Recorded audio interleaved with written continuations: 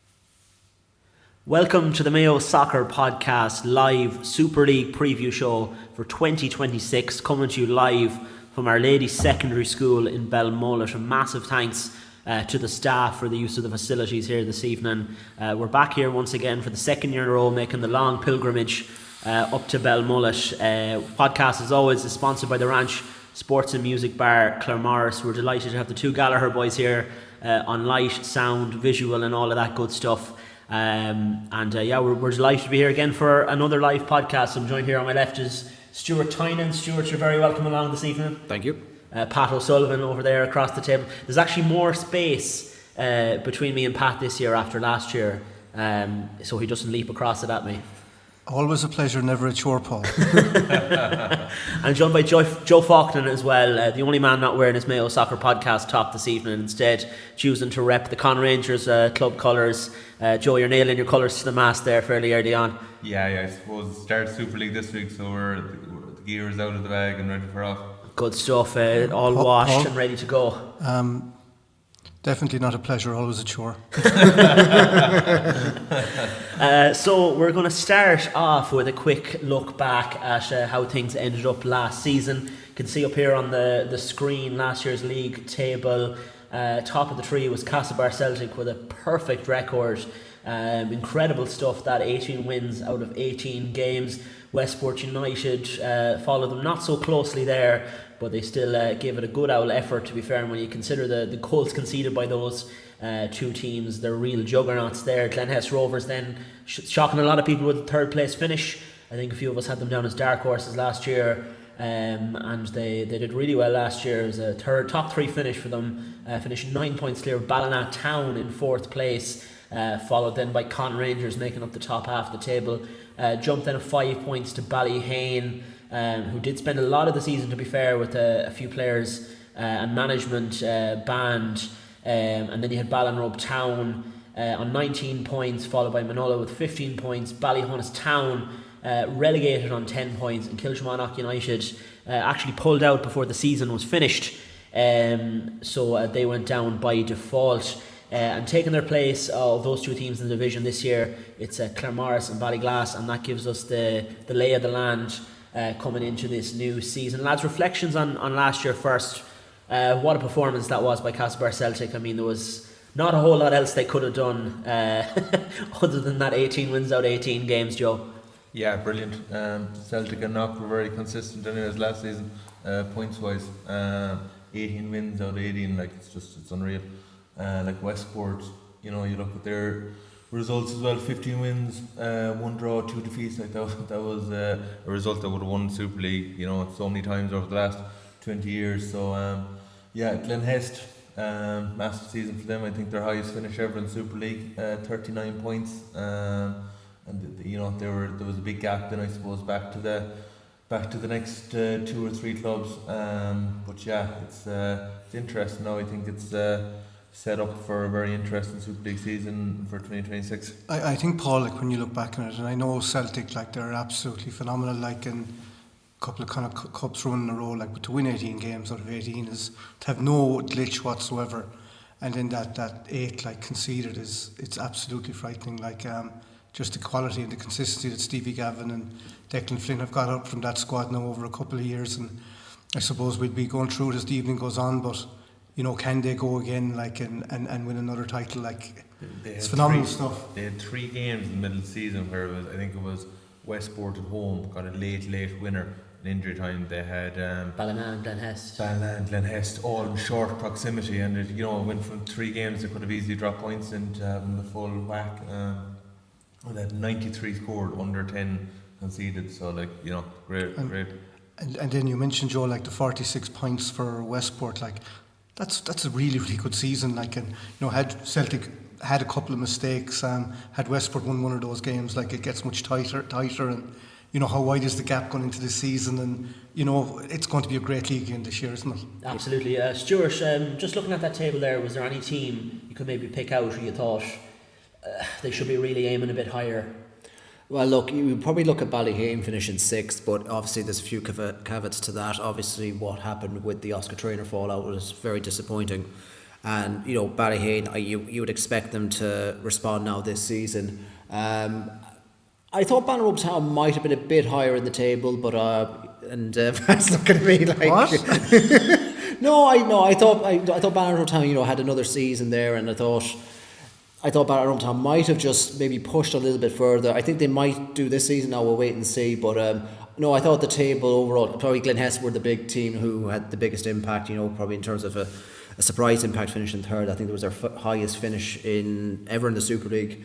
But then you look at the top. I mean, Celtic. I was actually looking at the stats up since they've won the 3 Super League titles in all. They've only lost 1 league game over those 3 years, which is just incredible when you think about it. Who beat them in that game? Ballyheane. Ballyheane. Yeah, and I the was big at that game, actually, yeah. sorry. I mean, the big question is, can they go and do it again? Look, I think it'll be a lot closer this year. I think 1 or 2 teams might get closer to Celtic. Whether they can stop them, we'll see. But I think it's all set for a very competitive league this season. For sure, Stuart, for sure. We'll move on now to go as we do down through all 10 teams in the division. The way we're going to do it is we're going to do 5 teams, take a short break. We're going to come back. We're going to have all 4 divisional cup draws. And then we'll rattle down through the rest of the teams before going through some predictions. We're starting at the top of the alphabet with Ballina Town, managed by Mick Duffy, finished 4th place last season. Top scorer Benny Lavelle had 15 goals, and I suppose that's one of the big stories, Stuart, coming out of Ballina this year is the retirement of Benny Lavelle, and a man who scored countless upon countless goals in the Super League over the last, I'd say, well over 10-15 seasons at this stage. The word legend can be thrown around quite loosely, but I think Benny Lavelle is a bona fide Mayo Football League legend. I mean, his goal record speaks for itself, and Ballina Town are going to find that those shoes very, very hard to fill. I mean, will you ever fill them? Who knows? Looking at Ballina Town last season, Mick Duffy coming back, I think was a huge plus for them. And you could see at times last season what Ballina were capable of. I remember seeing them early on in the Connacht Cup against Mario or Moore. I know they lost that day, but you could be optimistic for Ballina Town for last year. And there was games, Joe mentioned that Celtic game where I think Celtic just pipped them late on. On their day they could compete with the best, but even McDuffie alluded to at the league launch last week that consistency was a problem. And I personally felt there were games where games became really scrappy. I thought Ballina did struggle in those type of games. I expect Ballina to push out a bit more. I think a lot would fall on now the likes of Dylan McKee and PJ Gilmartin. I think there's a new signing there as well. We may confirm. Absolutely, yeah. I was going to ask Pat there, new man on the block, new kid on the block at Ballina Town, I suppose, from one legend in Benny Lavelle to another legend of the town in David Cawley, former League of Ireland player, rocking up at Ballyheane Park this year. What a huge statement signing that is. Well, I suppose this is one we've been all waiting for a while. I suppose David took his time, I suppose, before committing, but what a signing for Mick Duffy. He's going to probably be the best player, top 3 or 4 players in the league. What a talent to bring into the squad. I suppose with all his League of Ireland experience, and it's a game changer for Ballina. I think they probably didn't have as good a season as we might have expected last year. Obviously losing Benny Lavelle, 15 goals, a lot of them from the left wing. Not his traditional centre forward position. Just goes to show the talent that guy had.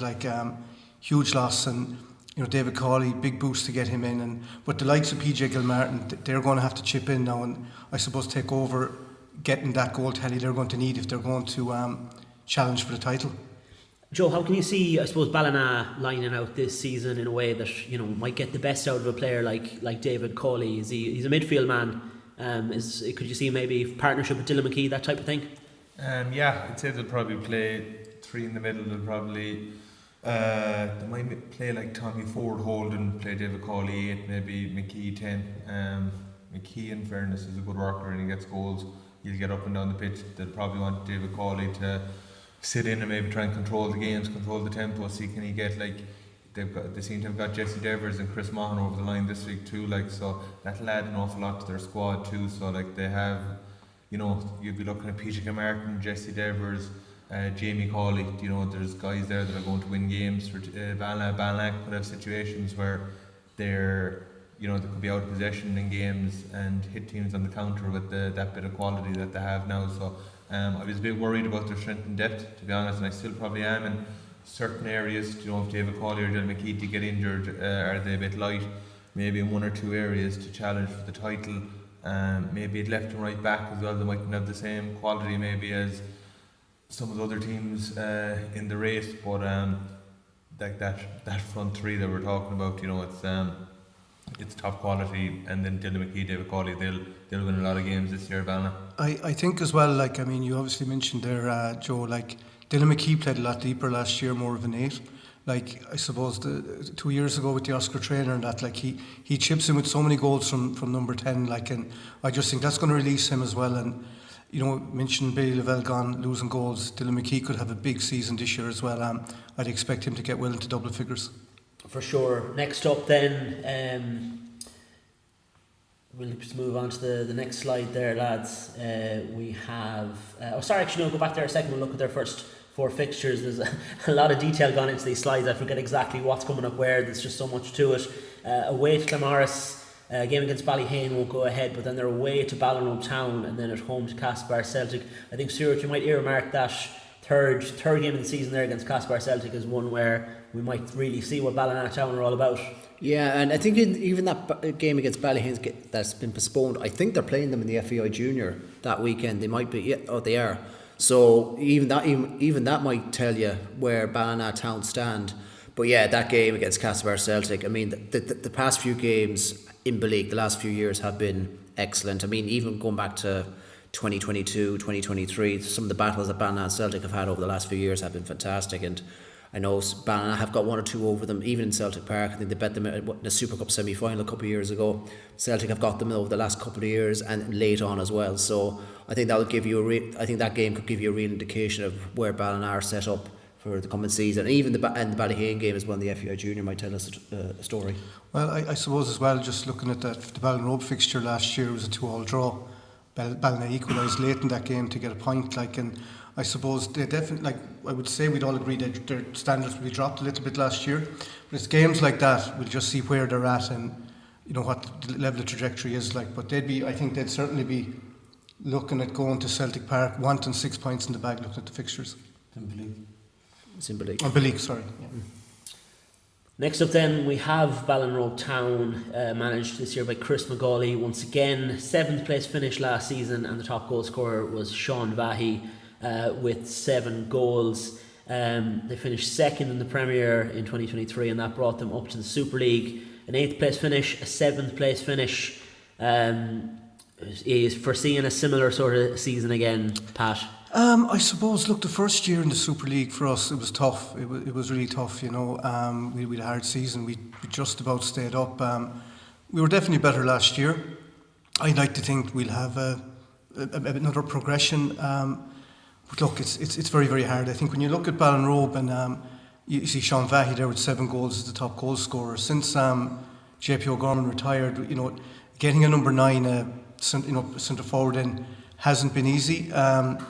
And we could do with someone maybe getting in with maybe 13, 14 goals if possible. But that'll be one worry for Ballinrobe. The league table was up there earlier. The number of goals we score probably isn't substantial, and I'm sure Chris McGauley he'll be looking at that and trying to improve our output in the attacking third. Joe, there's a fella on the Ballinrobe over 42s team, a young lad banging in goals at the moment. They call him Backpost Pat. But seriously though, banging in goal. Seriously though, lack of goals, will that hold Ballinrobe back again this season, do you think? Possibly, yeah. They had a decent return in last season, 19 points, and that in fairness, like, they were up above the next 2 down below them. So yeah, it's an interesting one for Ballinrobe. I think Ben Place could be a player that's got a few goals in pre-season.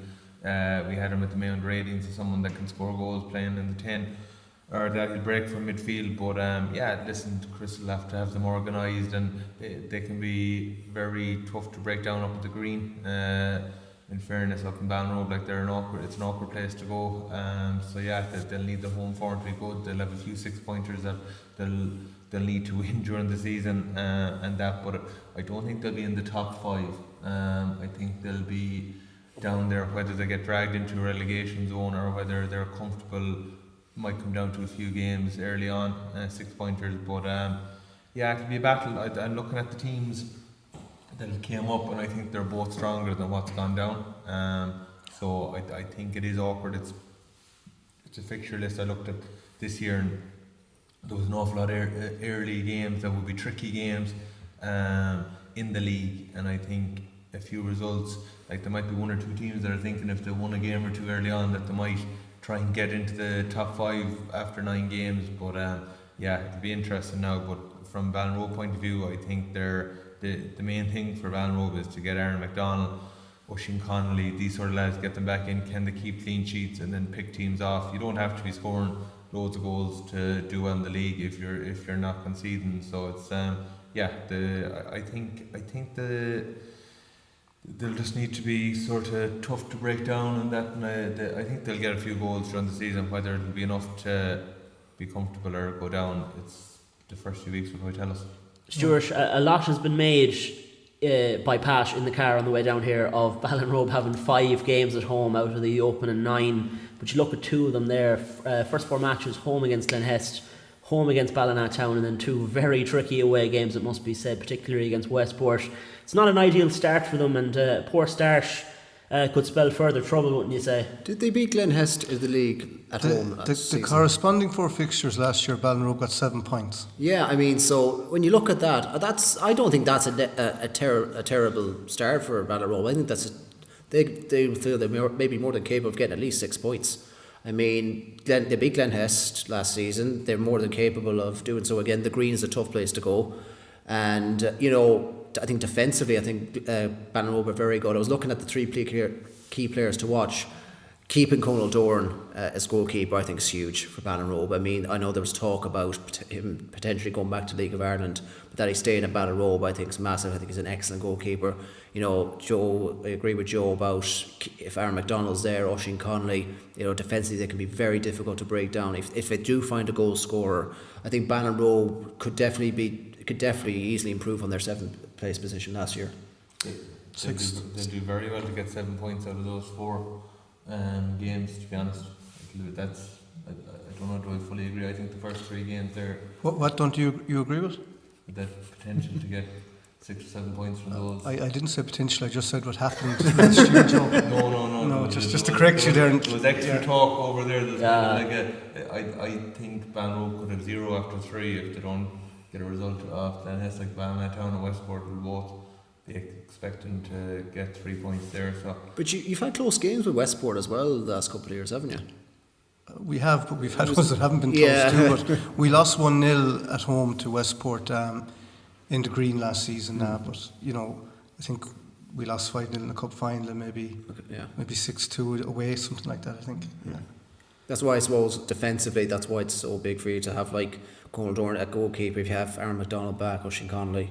Defensively, there's no doubt. I think if you look at the Ballinrobe back 4, like with Sean Hughes played interleague with Mayo under 18, like Oisin and Aaron are 2 quality centre backs, and Johnny Lawrence has been a very good player for us at left back over the last number of years. Like so, and as you say, with Connell behind him, like I mean, it is a very, very strong back 4. Like, but I just think it's higher up the pitch where lads need to step up now and take the pressure off those guys a bit. I think you'll miss a player like Theo Belanger a lot though this year. Yeah, we're delighted with Theo. He's off with Mayo FC now, and we wish him well. It's a big blow for us, but we're lucky. We've a lot of good young lads coming through, and you know, onwards and upwards, we keep going. Absolutely, yeah, and we'll keep going with this live podcast. Feel free to get your comments, questions in as well. We'll do our best to address them as the pod goes on. Next up, it's news to the division, not for the first time, it must be said, but Ballyglass manager Fergal Burke finished 2nd in the Premier League last year, highest out of the senior teams, I think. 8 teams. Sorry? Out of the 8 teams, I should say, sorry, yeah. Top goal scorer was Ryan Connolly, another man with League of Ireland experience coming into this season. They have been mired below in the Premier League for quite a while now, but finally cracked it. I think it was the 3rd time of asking. I think they went down in 2022 off the top of my head, but feel free to correct me on that. Ballyglass this year had an extremely good manager last season in it was Dave McNicholas who brought them up and really galvanised that team. A little less certainty around it this year. Not hearing an awful lot out of Ballyglass really. It's very hard to judge them at this juncture, I suppose. Like if they have players like those three lads available, Joe, they'd be a team to be reckoned with, but it's always been for Ballyglass kind of about who is available and lads missing with other commitments and that type of thing. It's been hard for them to be consistent in the last couple of years. Yeah, I suppose they have had that consistency with the team issues, but you will suffer for that in the Super League. There's no hiding places. You could have a week that you could be low on players, or that could be away to Westport or away to Ballina or away to Celtic, and you could get beaten 8 or 9-0. Like, so it's it's a situation that they're going to need to, I suppose, try and get results early on while they have as many available as possible, and that they have quality in Ballyglass, but I just question whether that desire is there maybe to drive on. I think they got up last season, and like the amount of points they got, they weren't really in a title race for a lot of the season. Westport walked that division, so yeah, I think when I look at the table, I think they will go down. I know the stand-in manager was confident that they'd stay up on the radio with the John Corliss interview, but I just don't see who's going to go if they're not going to go. So it will be interesting. They put a good effort up against Salt Hill for 60 minutes in the Connacht Cup, but I just unless they were to beat Ballinrobe, Manulla, Claremorris all early on, and maybe pick up something off at Glenhest or Conn Rangers or that, I could see them really struggling as the season goes. Because the split season's going to offer an awful lot this year, where you have teams playing 6-pointers, 8 games second half of the season, and that's when they've kind of struggled that part of the summer. So I'd fear a bit for Ballyglass unless they get those results early doors. Yeah, I think Conor Heenan's a huge loss for them as well. He got a bad injury. He was a key player for them, but I suppose just picking up from what you said there, Joe, about the split season, and I think it's a great idea from the Mayo Football League. If Ballyglass have strong squads in that second half of the season, they will fear no team in that bottom half, and they'll pick up plenty of points, like with Ryan and Evan Connolly and all these guys, Jack Kane, Liam Hughes. Like, they have quality footballers.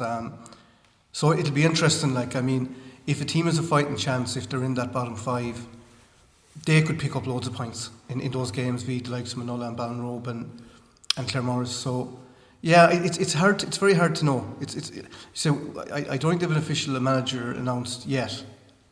I not to my knowledge, anyways. And what are we, 4 or 5 days out? 5 days out from the start of the season. So a lot of uncertainty there. What I will say about them with the manager is they've definitely tried.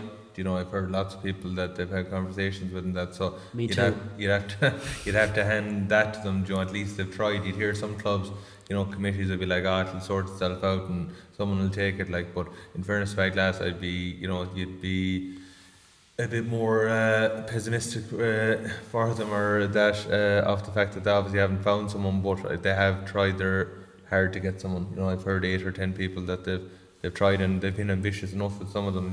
So. Can you name those people, Joe? So hopefully they get someone sorted, because it's a tough job, because players and that they need someone there that's going to take good sessions and drive the team on, especially after having Dave Nicholas last year. They'll put so much into it. Jesus, Stuart, the lads are very down on Ballyglass. Can you shed any kind of positive light on it for them? In a word, no. No, I think Ballyglass are going to struggle this year, and you can see as well the first 2 games were postponed. So there's going to be, I know they'll have games in hand, but the potentially the teams above them who they will be in with for maybe the second half of the season will be able to possibly build up results by the time Ballyglass play. And I agree with Joe. I think they're going to be under pressure even in the first 9 rounds to get results on the board, because you don't want to be potentially 6-9 points down with the teams above you, needing results in that second half of the season if you want to stay up. We have seen on their day, like Joe referenced the Connacht Cup game against Salt Hill, when they had their full contingent available, and for a good hour they really did put it up to Salt Hill. But I think you can get away with a half squad sometimes in a Premier League. In the Super League, you won't get away with it whatsoever, and I think Ballyglass are going to seriously struggle this year. Right, lads, we'll move on from Ballyglass then next to Ballyheane, managed by Ashley Stevenson. 6th place finish last year. Goals, top goal scorer was shared by Adam Blake and Sean Rabbit with 8 goals apiece for them out there in Ballyheane. 3rd place in 2023, 5th place in 2024, 6th last season, and I think that was preceded by back-to-back Super League titles in 2021 and 2022. They've not quite hit those same heights, I think, in terms of a title challenge since 2022, Stuart, but still a very, very good, you'd have to say very good starting 11 anyways. Whether the squad has the depth remains to be seen, but Liam Irwin has come back in and what an addition he is. Oh, he's huge, and you saw the impact he had when Ballyheane won that their first ever Super League title back in 2021. You know, I think I was on this pod last year and I predicted Ballyheane to have a really good cut at the league. I think I even tipped them to finish runners up, and obviously that didn't happen.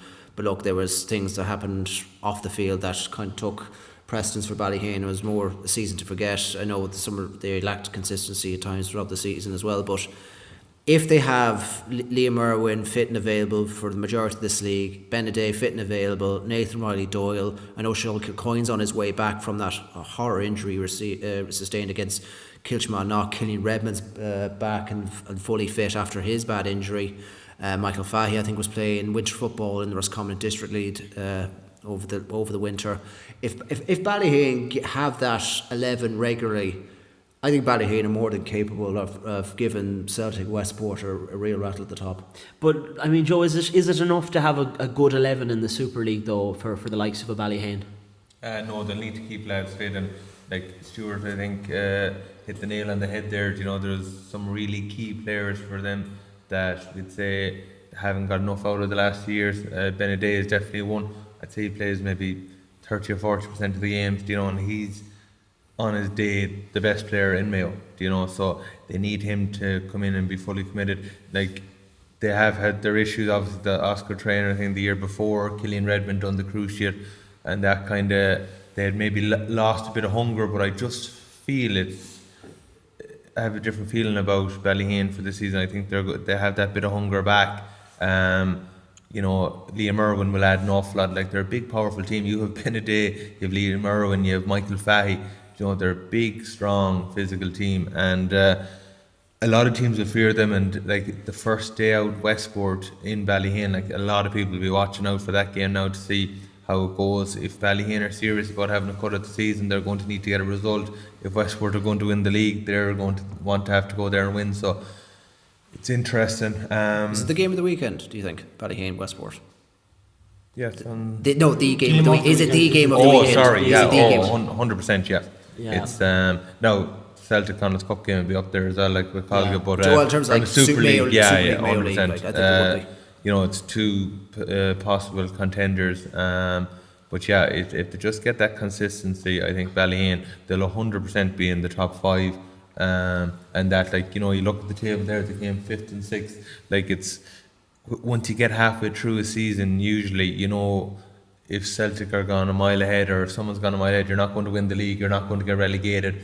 That seriousness sometimes goes out of it, and that, like, if Ballyheane had to come in the top 5 last year, they would have. You know what I mean? They would have put their head down and kept at it. They had a good few injuries last year, so yeah, I'd be quite confident that I think they're going to be up there. But this weekend will tell an awful lot in relation that the Ballyheane results have been good in pre-season.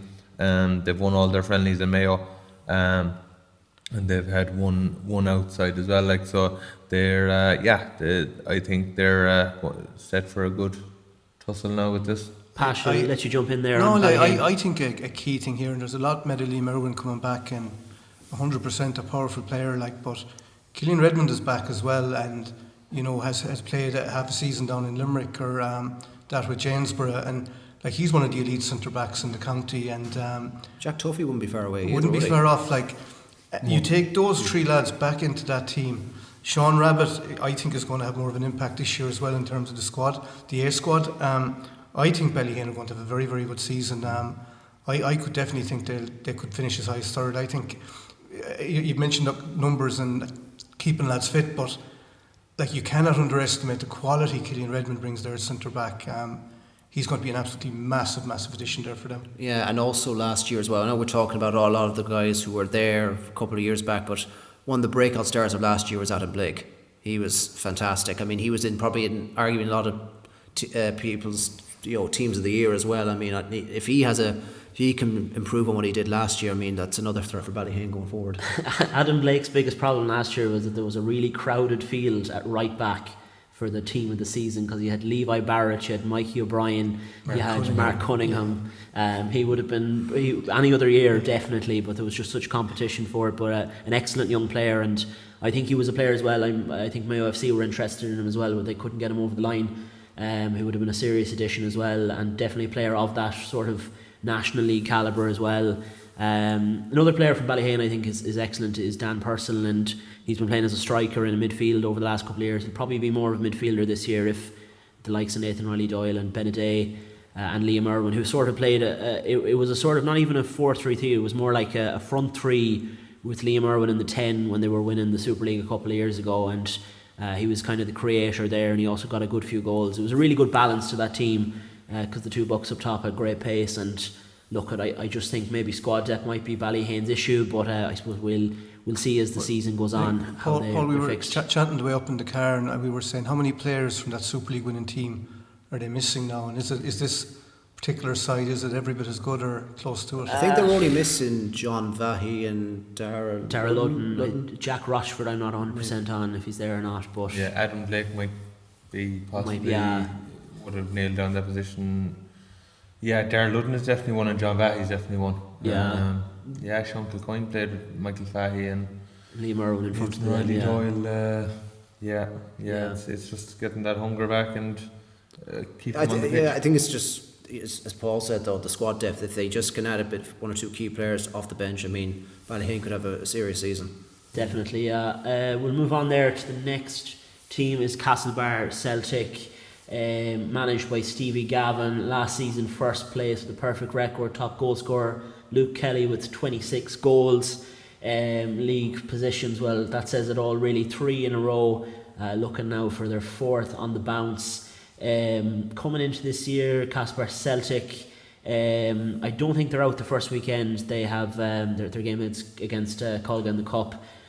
Still got an awful lot of quality, but I think, Stuart, it's worth saying first of all that maybe strength and depth might start to rear its head a little bit for Celtic this year. I mean, certainly a lot of key first team players. You're talking Jordan Loftus is away, Dylan Edwards isn't available, and Cathal Coyne as well is within Solihull Devon now. Big losses for Celtic. Oh yeah, not just big leaders on the pitch, but big leaders in the dressing room as well. I mean, you can't just replace that very easily, but there's still a lot of quality there. I mean, Yusuf O'Reilly and Brian Walsh at the back. Oren Gork, I thought had a fantastic year last year. I thought Luke Kelly kind of had a breakthrough season as well up front. They'll have Jason Hunt coming back as well from injury. I think Niall Brennan's still a little bit away in terms of injury. Mark Cunningham was outstanding last year. I think he's probably a lot of people's contenders for player this season last year. The big thing for Celtic now is, can they do it again? I mean, I'm not saying that I don't think they'll go unbeaten this year. I think 1 or 2 teams might get them, but it's still, Celtic have just over the last couple of years have had this uncanny ability just to find winners just so late, and also win when they're not necessarily playing well. I think they've got so much talent coming through the club as well. I think you saw the under-18s. I think they were in an FIU Youth Cup quarter-final as well. They beat St Francis last weekend. I know. I think Oren Murphy was at the league launch night as well. So he might be a player who's going to come through the ranks now this season. I don't think it'll be this weekend. I think he'd be busy with Ball Secondary School. I think just say wishing the best luck next Monday in their FAI national final. But they still remain the team to beat. As I said, I think the likes of Westport, Ballina and Ballyheane will get closer to them, but whether they'll be able to overtake them is the big talking point, because I think Celtic are going for 4 in a row, I think, trying to emulate what Westport did in the 2010s as well. Joe, the loss of those couple of players, is that enough to knock Celtic off tilt at all? Yeah, I suppose it is if another team puts the head down and can I suppose get an extra 10%, 20% like Westport. I don't think Celtic will win 18 out of 18. I think they'll have a lot more tests this year, and it mightn't just be the fact that they've lost one or two. I think one or two teams might be stronger than they were last season, like Ballina and Ballyheane, you know, as two. That'll be awkward, and then throw on top of it, you know, Westport, they bet them in the last second goal or whatever. So yeah, I think there'll be a lot more challenge for Celtic this year, coincided with Jordan Loftus being gone. Cathal Coyne also a huge loss at the back. Mark Howley, you know, that squad depth, losing these sorts of players, and that's a really tough first three games. Away to Glenhest, home to Westport, away to Ballina. Like you'll know an awful lot about Celtic after those three games. And I think that home game against Westport, I think the week before that they play Westport in the FAI Junior as well. Yeah, they do 100%. It's like, you know, if they come out of that with 9 points, I might be changing my tune on exactly how straightforward they'll have the year. But if they were to drop a few points early on like that, and you know, the likes of Ballyheane, Westport, Ballina will start sniffing a bit of blood, and it might give them an extra bit of confidence. But they're the champions, and they've been really good champions. 1 defeat in 3 years. I think it was Stuart came up with that stat. You know, that's some run. So it's yeah, they're going to have a lot more questions of them this year. But yeah, they're still the team to beat. I think they'll love that. I think they'll thrive in adversity, actually. I mean, if we go back to the Super Cup final when they were missing a whole host of players against Westport, and they still found a way. Like, and one of the players who played that day, he came off the bench, Oran Murphy, was absolutely phenomenal. Like, and you know, he's a guy I think who's going to have to step up. He's going to be an important young player for them this year. Like, but I suppose you look at Cathal Coyne gone, Oscar Traynor winner now with Galway, like Jordan Loftus, an absolutely legendary striker similar to Benny Lavelle, gone, and if Dylan Edwards isn't available either, you know, the creator, the architect, like, I mean, absolutely phenomenal players. Like, so 100% it weakens them, but I still think they'll love playing Westport early in the season, and it's going to wait to Ballina, like, and they'll be wanting to show they're still top dog, and or they'll relish this. But if they were to get a bloody nose in a couple of those games, it could be very, very interesting. I think we'll know a lot by mid-April. I mean, Joe was right. If they come through those games unscathed,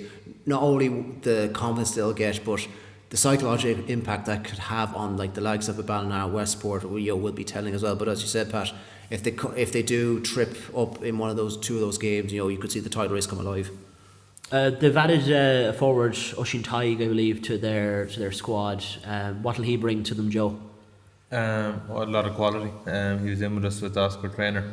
I think he's an injury early doors. He's been struggling with his knee injury. I think he only played 3 Super League games with Ballina last year, but I think anyone that was at the Sligo Oscar Traynor game for Mayo early on will know what he'll offer, and he's a big loss to Ballina because he's versatile too. You know, he's exactly what Celtic needed with a few players missing. You know, he can play centre mid, he can play on the wing, he can play behind the striker, he can play up top. You know, so he gives them a lot of versatility there.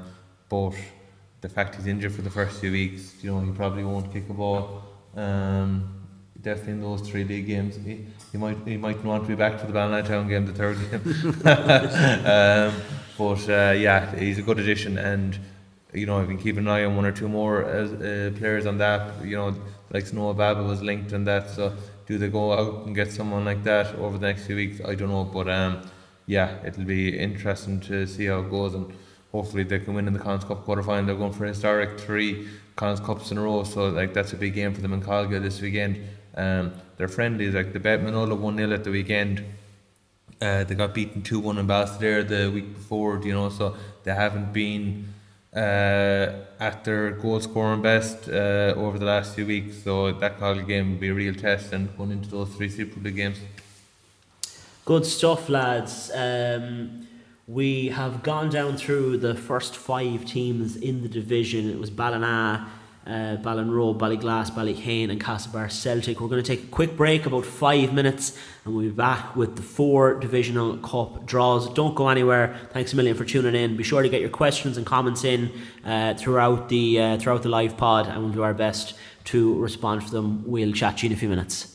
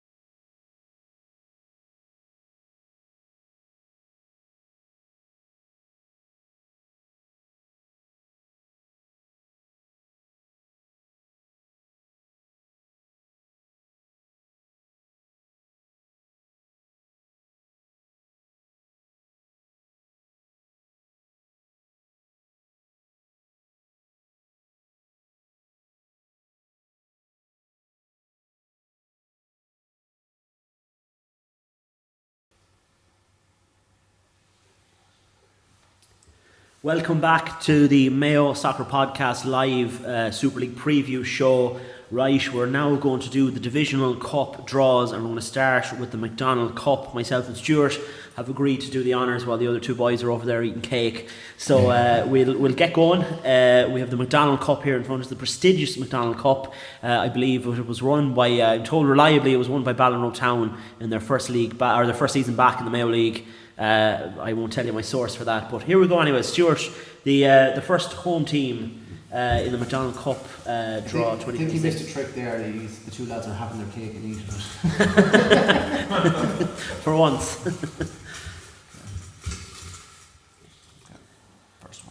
First one. This is Glenhest Rovers B. Yeah.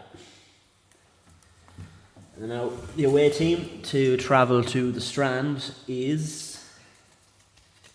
Ballyheane Rovers B. Bit of a local derby there, yeah. Next up then,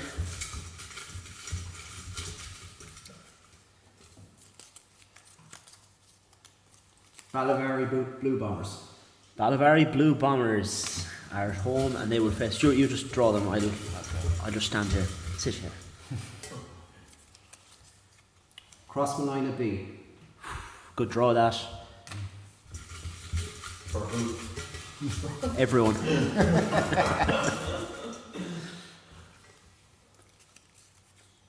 Ballinrobe Town B. Ooh, Pat. Tension. Home draw. Those weighted pieces of paper.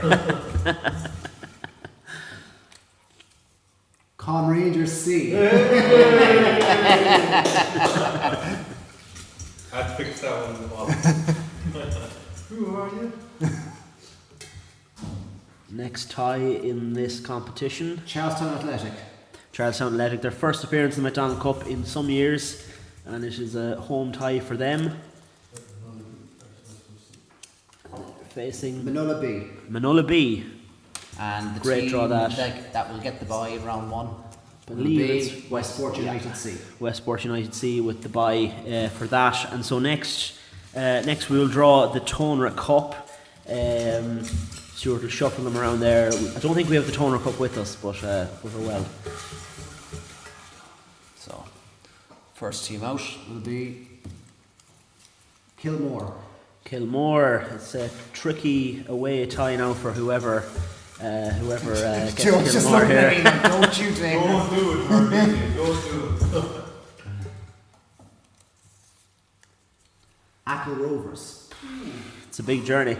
That's a journey and a half. A big journey, yeah. Ackle Rovers come up from League 2 last year, I believe. Castlebar Town. Castlebar Town, home tie for them out in Moneen. And they will be playing Stuart. Claremorris B. Tasty tie that one now.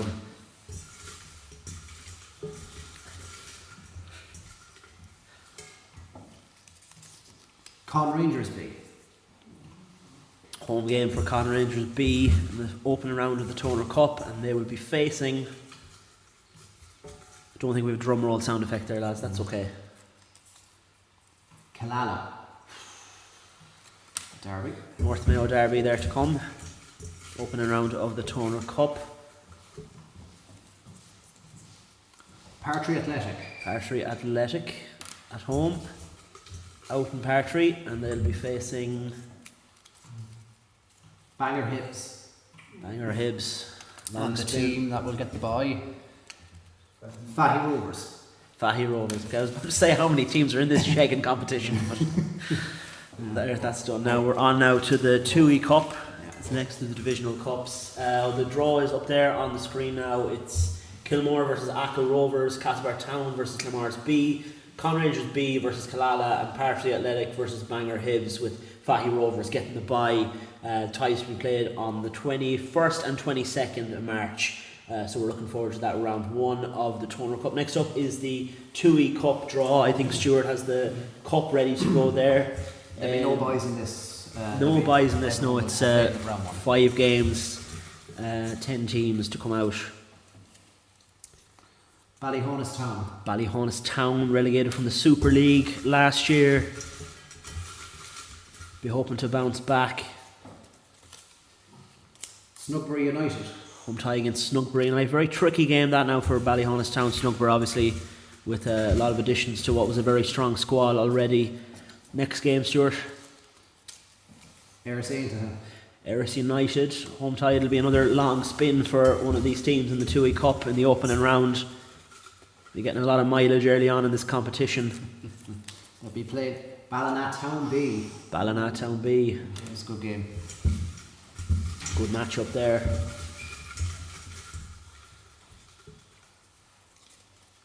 Castlebar Celtic B. Castlebar Celtic B. It's a home game for them up there on Pavilion Road. And they will be welcoming Swinford. Swinford. Big test for Ed Dunleavy's side there. Trip up to Castlebar to face Castlebar Celtic B. Westport United B. Westport United B. Home tie here for John Hastings and Derek O'Sullivan.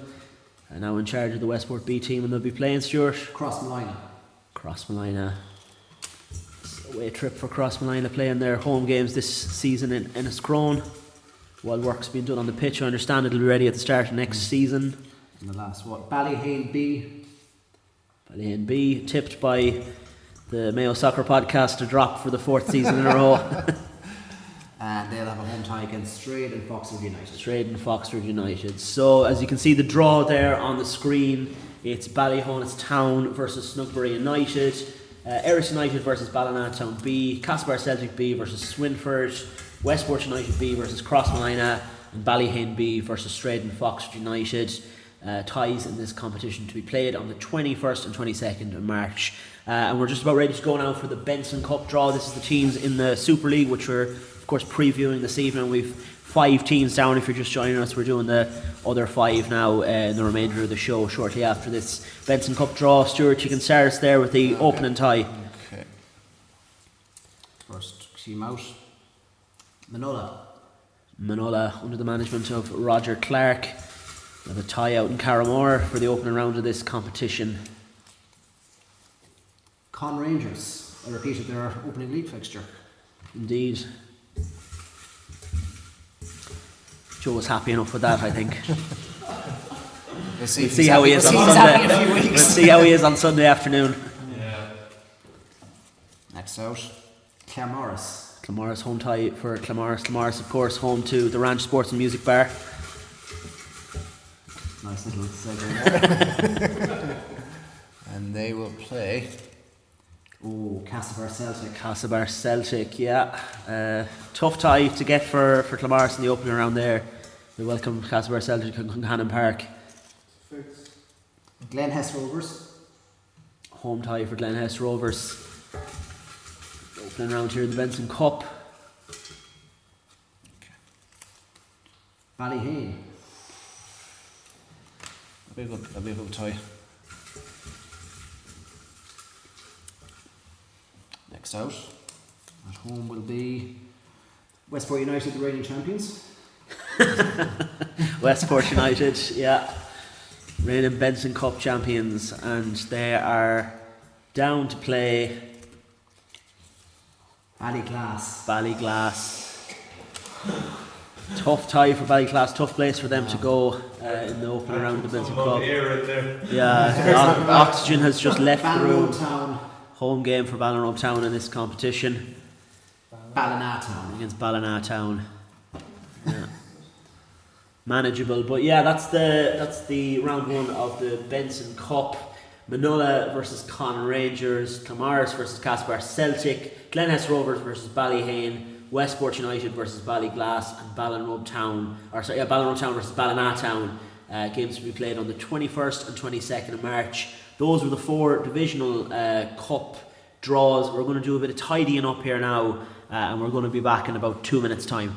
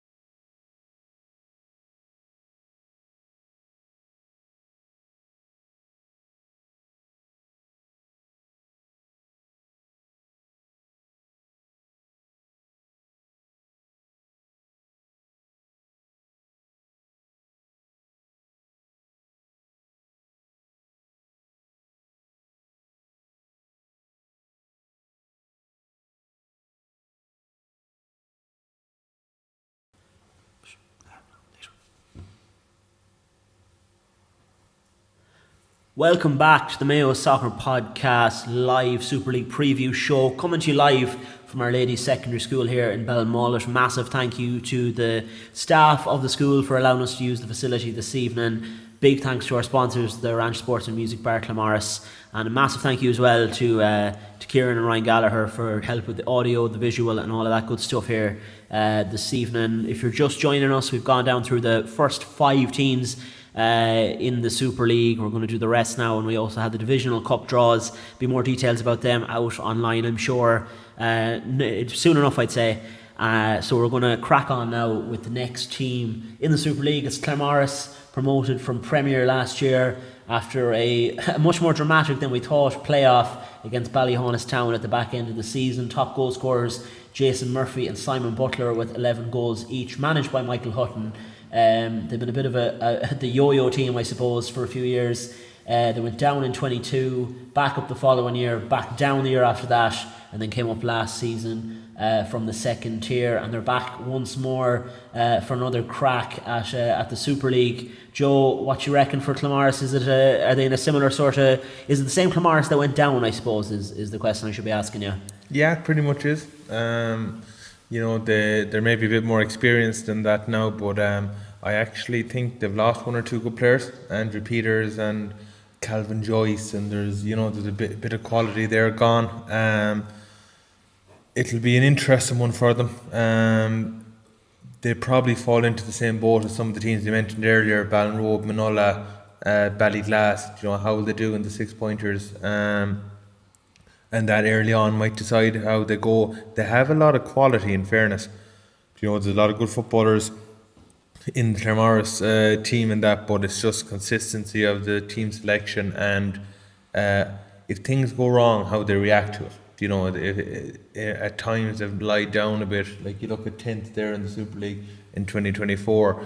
They definitely shouldn't have been coming bottom of the Super League at the time, but they just they lost a few games and it just got away from them. But they need to come up now. They need to be a bit mentally tougher. It's going to be really different for them. They did only come third in the Premier Division, and that they won the playoff, as you mentioned, to come up. But there'll be a few challenges, but they'll need the likes of Mark Maloney, James Morley, these sort of lads to have good seasons.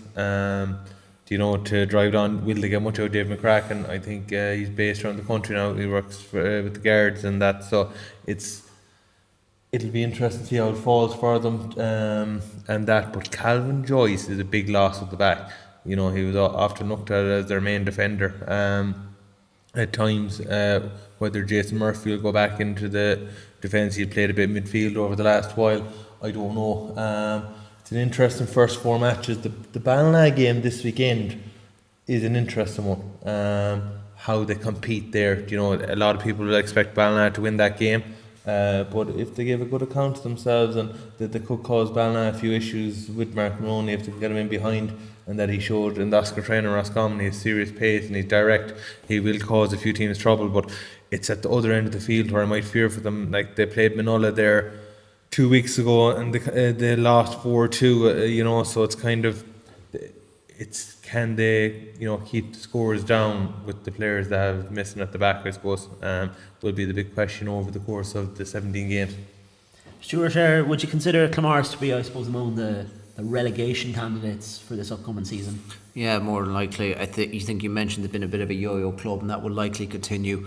Finishing third in the Premier League and going up, we've probably seen over the last couple of years. Ballynrobe Town probably the perfect example of that. I think they finished fourth maybe the year before. If you finish around third, fourth, and you're going up to the Super League, I think you're going to struggle.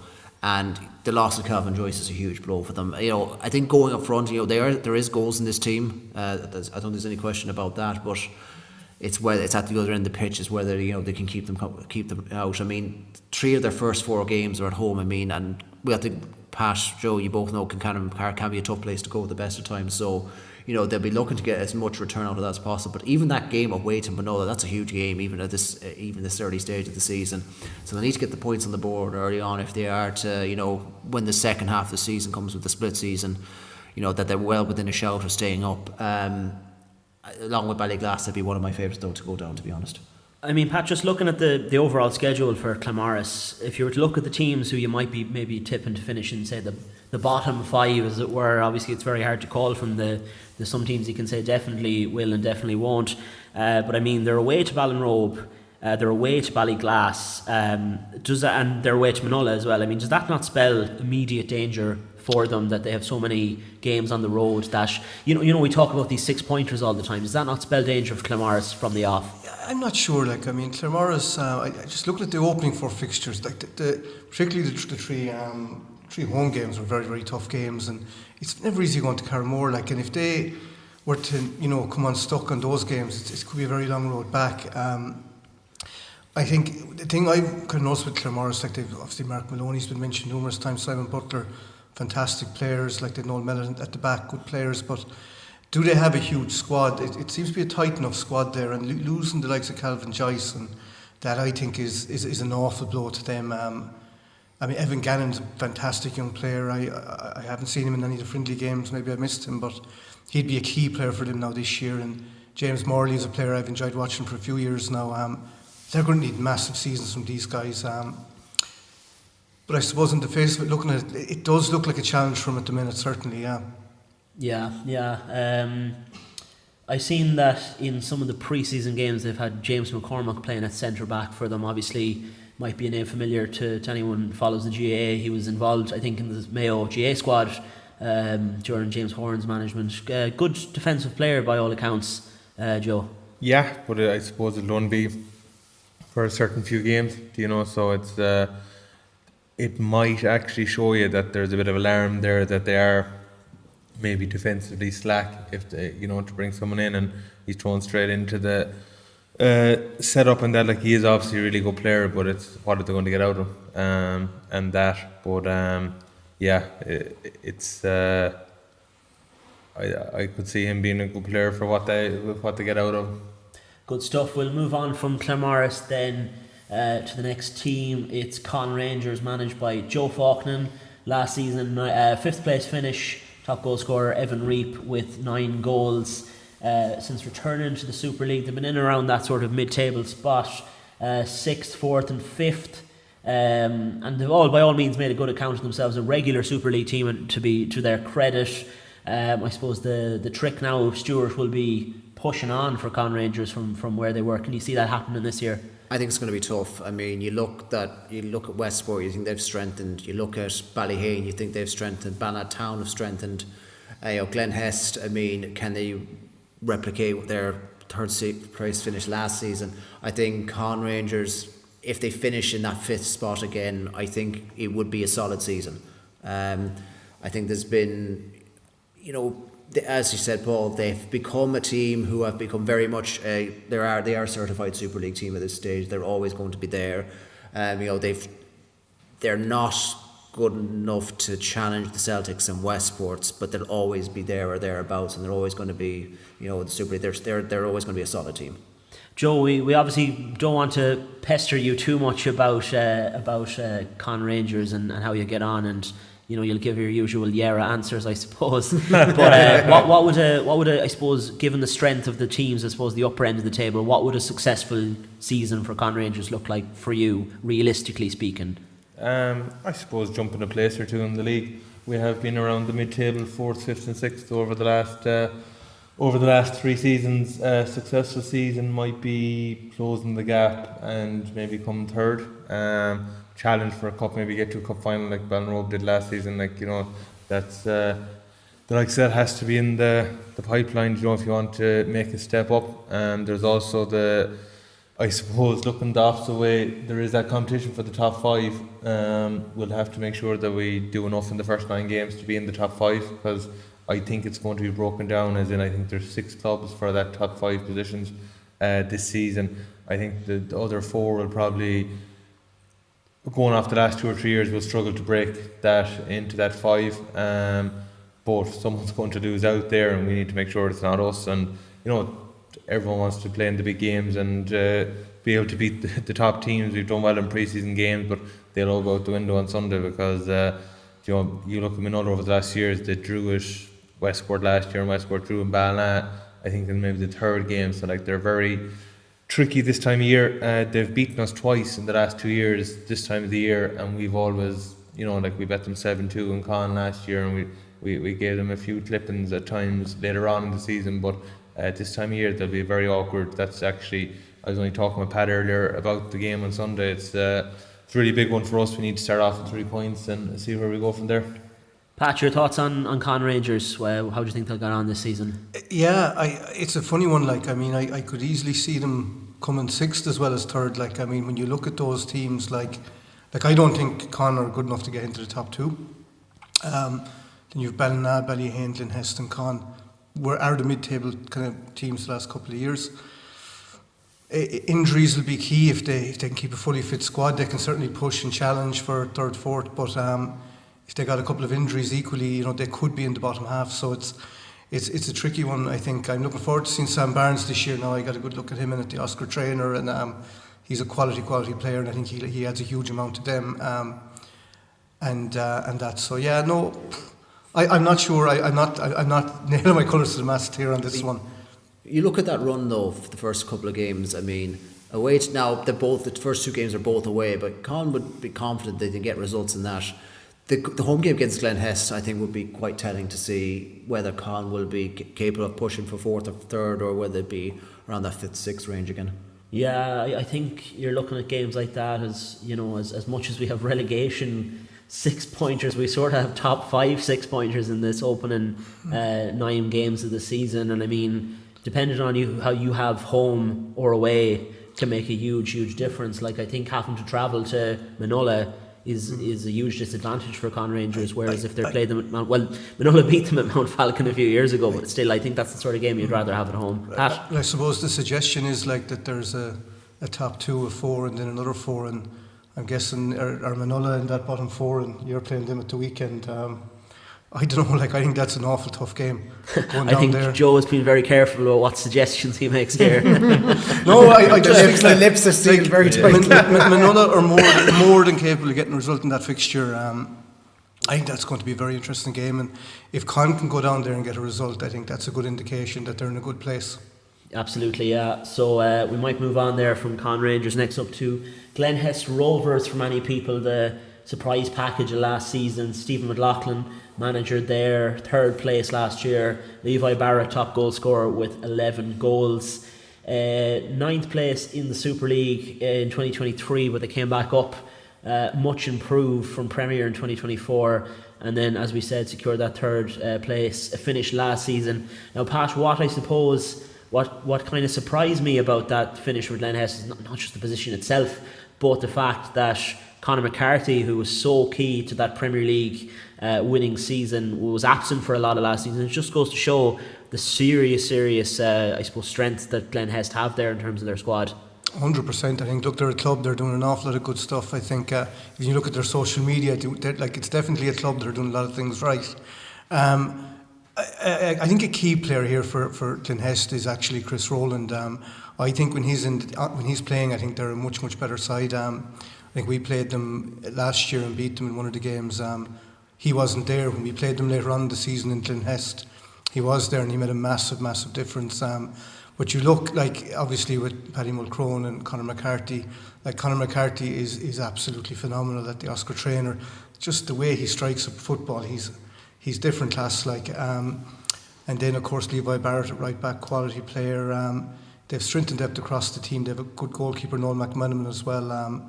So yeah, it'll be very hard for them to match the heights of last year. It's very rare. I think maybe all of us picked them as the dark horses last season, and they actually went ahead and they proved that faith in them by coming 3rd. But I think it'll be extremely challenging, I think, for them to repeat it. But who knows? Maybe they can. I look at that first 4 matches, and Glenhest will feel they can get a couple of results out of that. I mean, if you look at that game in Celtic Park last season, I'd argue Glenhest should have won it. I mean, they had 1 or 2 shots clear off the line, and I think Jordan Loftus got a winner the 92nd minute or something like that.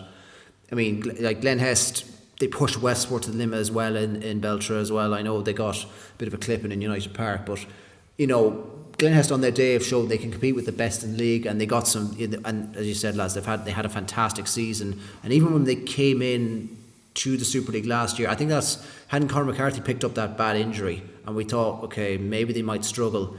But they didn't seem to miss him. I mean, Pat Mulcrone has played some of the best football of his life the last couple of years. And you look at the amount of experience they've got across the pitch. I mean, they've had one of the most settled sides the last couple of years with Kieran McCormack, Adrian and Chris Roll, and Levi Barrett. What a year he had last season as well, making a lot of people's teams the year. If they replicate anything like they did last season, I think they could be extremely happy. And I wouldn't be shocked if they may be targeting a cup run this year as well.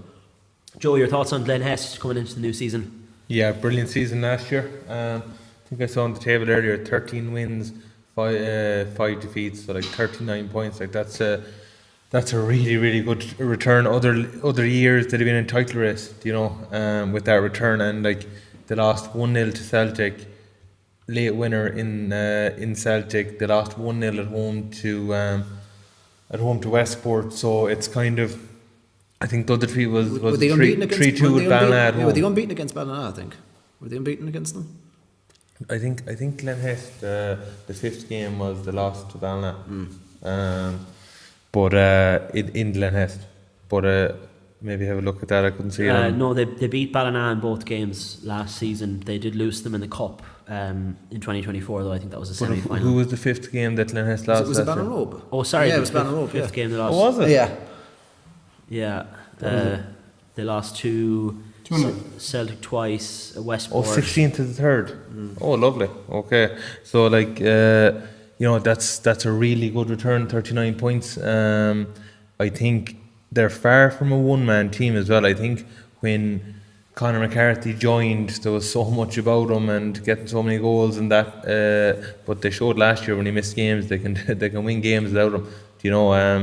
They won comfortably in Mount Falcon without him. Like, he only came on for a while. Like, they'd won the game well wrapped up before he came on. Paddy McCrone, Shane Finnerty. There's a few names Ethan there. Riley as well, but didn't even make it back off the young player at the club. Yeah, Owen Wright as well.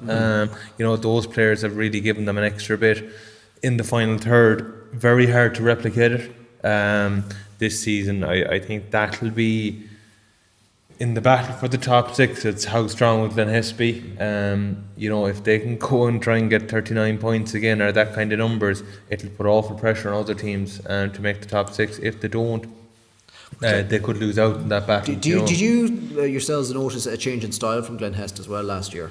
We sometimes saw maybe Glenhest that they stuck to a certain maybe defensive system before that when they were in the Super League previously. But do you feel they were a bit more expansive last season? Well, like they had a bit more quality, I suppose, up the field, but I still felt that they were sitting in and trying to hit on the counter attack, and that's what they always had. Except for now, they have guys that can counter and score, whereas I suppose in the past when they're in the Super League they didn't really have that goal threat that they have now.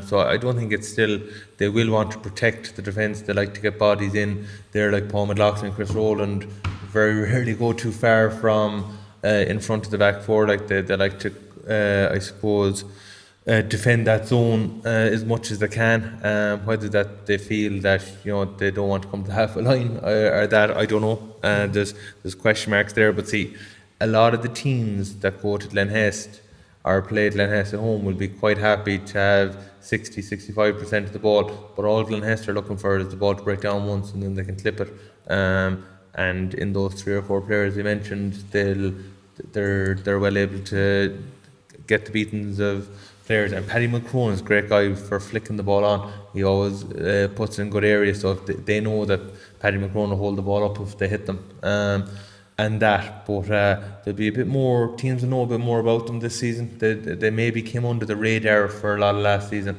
and that as in like teams mightn't have taken them as seriously as they should have, but they'll definitely get that respect from everyone this season. Do you know what I'm just to allude to something that the Pats are there at the beginning, is that they've done a lot of things right. Like what I like about Glenhest is that you get the same thing kind of at the league launch, and I wasn't at the league launch this year, but I'm fairly sure Stuart, plenty of people said to you, sure, we're bringing the young players through.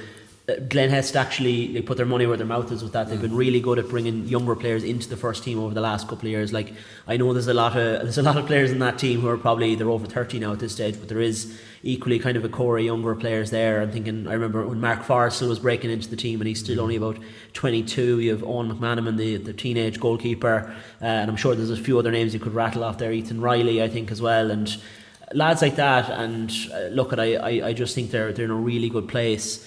I don't know if it's very hard to see them pushing up from where they finished last year, but I think a good cup run in top 5 would be a really good season for Glenhest this year. Pat? No, just when they were in the Premier League and Paddy Mulcrone scored a hatful of goals along with Conor McCarthy, and I think at the time in the pod we probably said maybe Conor McCarthy has taken a lot of the attention and it was creating more space for Paddy to get his goals, and I think he took that personally because he banged in a lot of important goals last year. But the big question is, and I have said I think they'll struggle to do as well this year.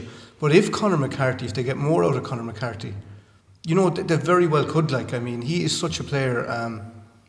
So interesting to see. We'll move on from Glenhest. We've been on them a while now. We'll go to Manulla, managed by Roger Clark and Andrew Shalley, who of course keeps up playing duties. That's Andrew Shalley, by the way. Roger Clark hasn't played for a few seasons now, but I wouldn't rule it out.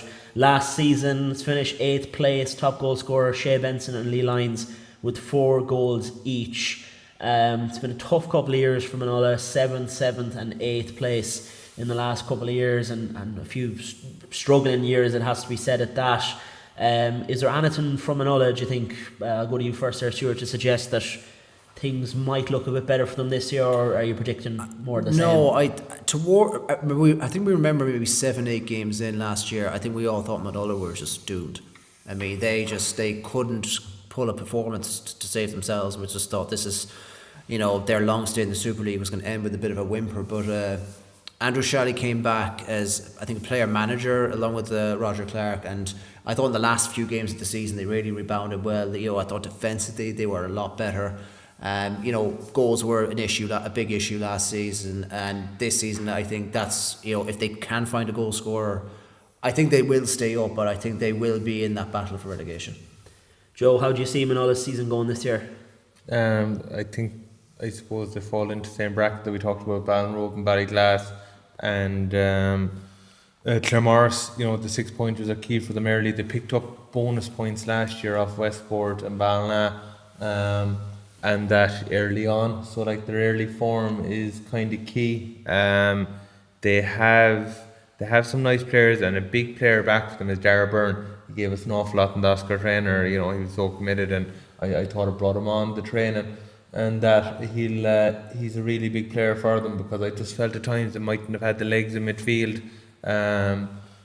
that we'd say they would have previously over the last year or two. I think he'll give them that in midfield, and he's good on the ball as well. He'll get them up the field. They're big and physical when Colin Murphy plays. He's such a threat. Gary McHale as well. Podge McLaughlin. A lot of these guys have came in at times, and them playing has coincided with some good results. We know where we're going to get out of the Shalleys and the Porrick Burns of this world. Matty Flanagan this year is gone in there, and he's going to take on a bit more from, I suppose, a leadership point, and he'll make an awful difference in goal because he's experienced. He's a very good organiser, and that he was in goal when they got to the Conn Cup final a few years ago. So yeah, it's interesting. Can they pick up bonus points early on that they did last season? Look at their first 4 fixtures, Joe. They will, 3 of them at home as well. They feel that they could definitely pick up results. And Manulla Ballyheane is a big derby, so they'll be up for that. So yeah, it's they're very good fixtures for them, in fairness. They have 3 of them at home too, as well. So yeah, it's interesting. What can they get out of certain players and that? But Manulla are a team that, if things went well for them, they wouldn't be in a relegation battle. I was going to ask you there, Pat. The split season presents an interesting scenario for a club like Manulla, who have a tendency of being able to kind of go for broke at crucial periods of the season, get a couple of bodies back, and suddenly they're safe for relegation. the inverse scenario is presented for them this year, where if they just went all out for the opening 9 games of the season, managed to get into 5th place, they're safe, you know. Yeah. There's no dropping for them, you know.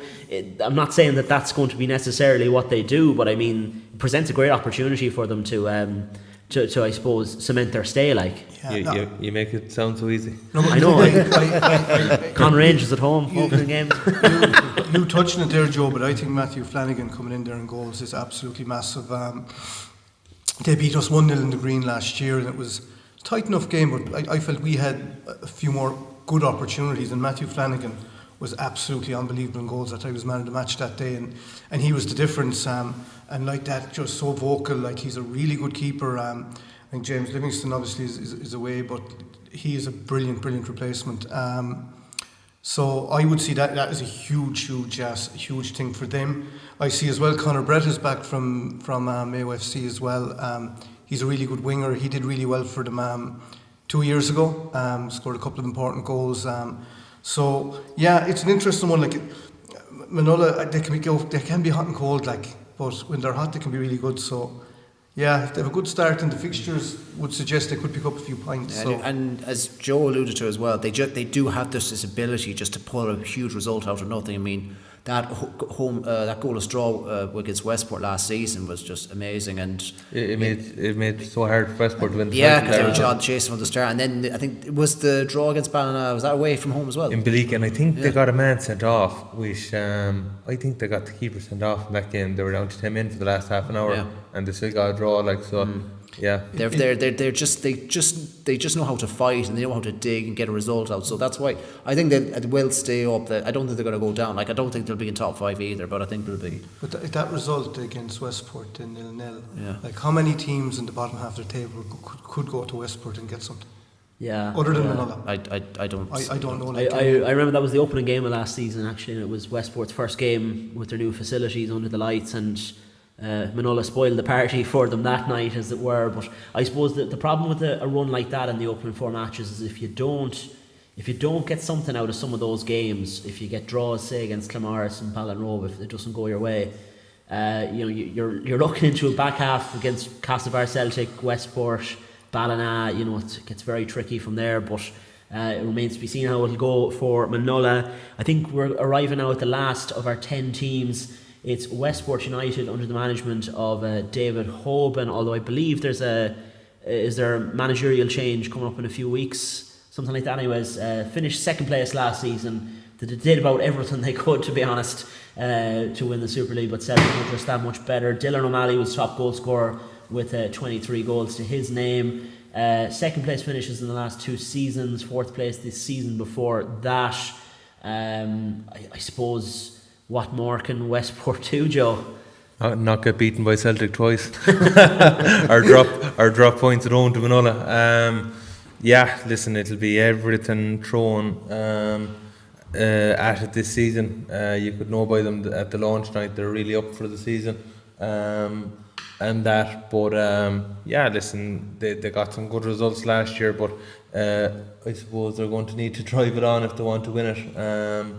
They'll have a lot more competition. I think the middle of the road teams could cause them more trouble than they did last season, like Ballyheane and Ballyglass, because in Westport they don't have, we'd say, the same cutting edge that we'd say Jason Hunter that would bring to Celtic, or Jamie Cawley to Ballinrobe. I just wonder whether the game in Ballyheane will be a very interesting one the weekend. Can they go there and win? If they don't go there and win, it's a bit like last season. They're backs against the wall from the start and fighting to get up the league. So it's interesting. A lot of good players in Westport. I think you could see with the Mayo FC under-20s this year, a lot of lads didn't go from Westport, and I think they're kind of concentrating on having a cut at the Super League, and that. So yeah, it'll be interesting to see which ones will stand up and that. But it'll be I suppose a situation where they just need to go to Ballyheane early on and win, and see where it kind of builds on, like they've Celtic in the FAI Junior Cup and in the league 2 weeks in a row then over the next 2 weeks. So yeah, a few big games for them early on, and no more than Celtic with those 3 games. You just have to see how it kind of plays out. Pat, your thoughts on Westport United approaching the 2026 season? Look, they've been absolutely excellent for the last 2 years, I suppose. They've just come up short against an absolutely unbelievable Celtic team, and I suppose last year they lost the Super Cup final when many people fancied them. Celtic were missing a few, and Celtic are missing a few important players now this season. And I think the time is now for Westport, if they're to win this league title, and I think they're going to go very, very close.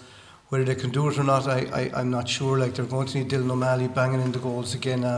But you go through the names like Kevin Ketterick, Killian White, Darren Brown. Like, there's just so much quality. I believe there's a youngster named Killian McGlade giving it one more year as well. I heard he was retiring, but I've been told he's not. So no, look, they're absolute quality all over the pitch. Like, and there's very, very few weaknesses. I think, I suppose we probably faulted them that maybe in the bigger games, like, they need someone, like what I suppose Loftus has done for Celtic to maybe win them those matches. But like, they have been the top team in Mayo in the under-21s, 18s the last few years. And, we say it every year, like, oh, this could be their year. Like, and, really and truly, I think this time, I think they might do it. You mentioned about the talent coming through. Yeah, the talent coming through at Westport at under 21, under 18 level is frightening. I mean, you look at their B team, incredible season last year, and it's not as if they've had a trophy throughout the last couple of years. They have won trophies. They won the Benson Cup last year. They beat Celtic along the way to do it, and beat them comfortably. But I really got the sense when speaking to David Hope and Alan McCrone at the league launch that the league is where Westport will ultimately be judged, and they know they have to start delivering in the league sooner rather than later. So it's not exactly pressure coming from outside. It's the pressure they're putting on themselves to do this. And we're going to know a lot about Westport United very, very quickly. I mean, I'd say when they looked at the fixtures release, they saw Ballyheane away at the first game. They just thought of all the teams to get, like, it's a very tough opening fixture, and one of those teams could be. It's a game both sides really need to win, and neither can afford to lose. Even a draw is not going to do either side any favours. I mean, and then they've got Celtic away in early April, and I think they've got them in the FEI Junior as well. I mean, we're going to learn about Westport very, very quickly. Like, the talent's there, there's no doubt about it. They're defensively strong. Got plenty of experience, some brilliant youth coming through, some great talent. But I mean, yeah, the time is coming for them now where they have to deliver. Whereas this season, who knows? And you do feel with Westport, if they do make that breakthrough, it could be the start of something. Just looking at their fixtures there, I wonder where they have Glenhest and Ballina, because Ballyheane and Celtic have both fallen away for them. Do you know what I mean? Yeah. If they had Glenhest or Ballina away as well, it's a really dirty 9 fixtures. Do you know what I mean? Like, you have Ballinrobe at home, you have Ballyglass at home. Games that they'd have fancied winning away from home. So it's interesting to see where. I must have a look at the fixtures, but like, away to Ballyheane and away to Celtic in your first 3 games, that'll really tell you where Westport are very quickly. So, just looking at it here, they're away to Glenhest, they're away to Conn, they're home to Ballina, away to Manulla, home to Claremorris. So, yeah, I'd say they're away to Glenhest, always a potential banana skin. It was a tight game last year as well. Home to Ballina probably suits them though. If you're to look at the if you're looking at a top 3, well, I don't know if we have a top 2 or a top 3 or then a 4 and then a 4, or how we're lining it up. But it's not 2 very tough away games there. Ballyheane and Celtic in the opening 4 games for Westport United. I think what impresses me about them is their strength and depth. We'll come along to predicted starting 11s for this weekend's fixtures in a little while, but like, I had done them all up, and Kieran, to be fair to him, said to me, Mikey O'Brien should probably be starting for Westport, and I genuinely forgot, what a sighting he was last season when he returned. Genuinely forgot, because they just have so many good players who can play all over the pitch, and I really think that'll stand to them this year. But that's Westport United. And that brings us to the end of our rundown of the 10 teams in the Super League. We'll get on now to our predictions, much anticipated predictions, and here's our first one now. Who's this, I wonder? Champions Castlebar Celtic, runners-up Westport United, Dark Horse Manulla, relegated Ballyheane and Conn Rangers. What? Who's that? That has to be a mistake. Is that you, Joe? That has to be a joke. Is that you, Joe? No. Jesus. I wish I'd done it that way. That's definitely not me anyway. No, lads, Someone's having a bit of fun with us. in fairness, we are having a bit of fun here. This is actually this is what ChatGPT said.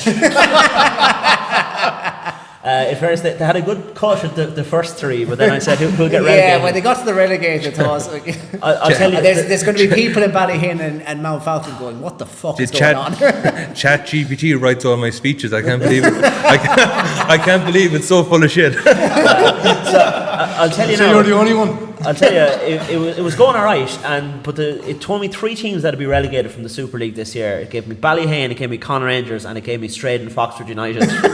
And it was at this point that I realised that ChatGPT might not be all it's cracked up to be.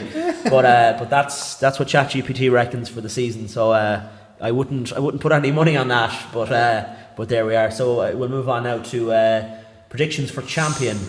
Pat and Stuart we're quite split this year. have drawn for Castlebar. Look at the Premier pod. We were too much in agreement on everything. I was uncomfortable.